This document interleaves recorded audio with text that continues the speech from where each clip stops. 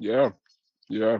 And that even goes like with the savings piece. Do you save, or like how's your process in saving for, as they say, a rainy day? Because we do talk like savings. Do you save from your creative projects or even from your personal work that you work on throughout the year? Or how do you process your savings throughout the year, or even your savings accounts that you may have?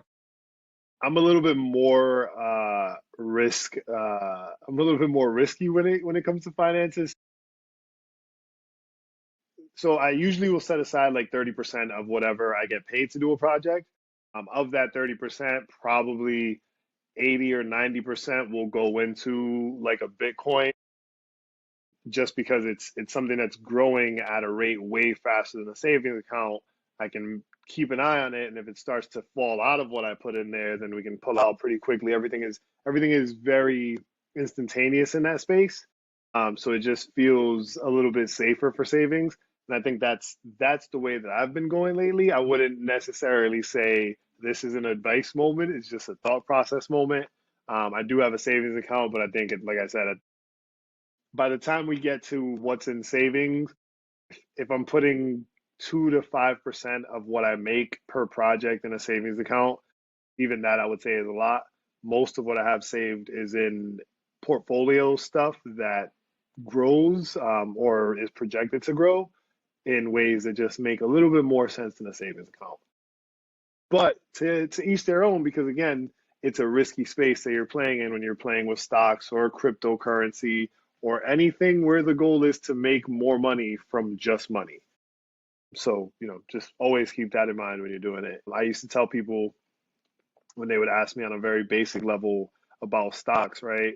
Go home, look around your house, figure out the things that you buy the most of, and find those 3 or 4 companies. Start there, right? At the very least, you know that you've invested in something that is decent enough to call safe because you yourself buy it on a consistent basis. That's kind of a very, very surface level investment idea. Yeah, no, that's excellent to hear. A lot of entrepreneurs, and especially people on social media, as I know you've seen on Instagram, the YouTubes, and even on Facebook or Meta, they may not talk about their individual finances outside of the creative projects or even the business finances. And so we know one hand washes the other. And as you said, being a risk taker has its rewards, and even you could take major losses when it Hmm. comes to high risk. And so just before we let you go, like even talk about that risk versus like loss factor. Like, have you taken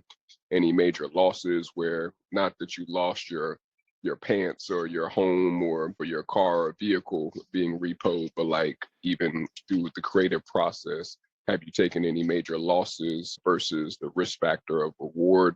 Like, because we want to be realistic with some of our audience members. Talk about any of the losses that you may have taken and that you still had to persevere through in order to keep going and to get to this point of having your biggest project or film to this day being made.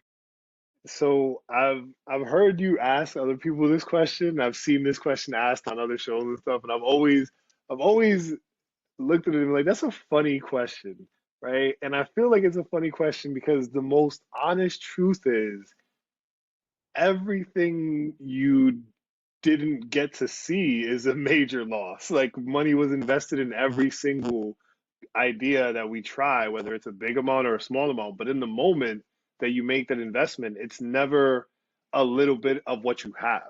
You know what I mean? Whenever you dive into a creative process or you dive into a project or you dive into something, you're not diving in and saying, all right, I'm going to take 5% of the money I have available and we're going to give it our best.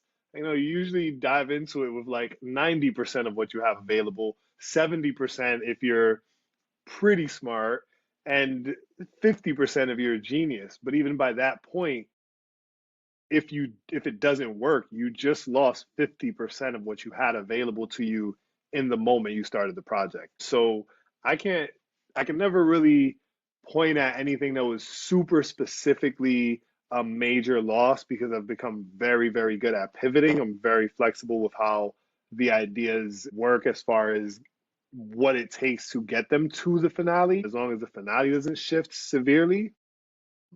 So that's my answer to that. In my opinion, my most truthful answer is, if you can imagine every script I've written that you haven't seen, or every song I wrote that you haven't seen, or every stage that there was a concert on that I wasn't performing, like those are all part of those major losses, because there was time, energy, finances put into trying to get them.